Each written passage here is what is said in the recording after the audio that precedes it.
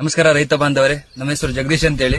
ನಾವು ಹೊಸಪೇಟೆ ತಾಲೂಕು ಬಳ್ಳಾರಿಯಿಂದ ಮಾತಾಡ್ತಿರೋದು. ಇದು ತುಂಬಾನೇ ಚೆನ್ನಾಗಿದೆ, ಈ ರೈತರಿಗೆ ತುಂಬಾನೇ ಅನುಕೂಲವಾಗುತ್ತೆ.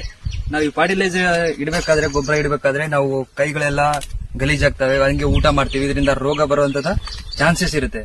ಹಾಗಾಗಿ ಇದನ್ನ ಯೂಸ್ ಮಾಡಿದ್ರೆ ನಮಗೆ ರೋಗ ಕಾಯಿಲೆಗಳು ಬರಲ್ಲ. ಆಮೇಲೆ ಇದು ಈಸಿನೂ ಇದೆ, ತುಂಬಾನೇ ಈಸಿ ಇದೆ. ಈ ತರ ಇದನ್ನ ಯೂಸ್ ಮಾಡಬಹುದು. ಇದನ್ನ ಈ ತರ ಯೂಸ್ ಮಾಡಿದ್ರೆ ಗೊಬ್ಬರ ಎಷ್ಟು ಬೇಕೋ ಅಷ್ಟು ಹಾಕೋಬಹುದು, ಜಾಸ್ತಿ ಕಮ್ಮಿ ಆಗಲ್ಲ.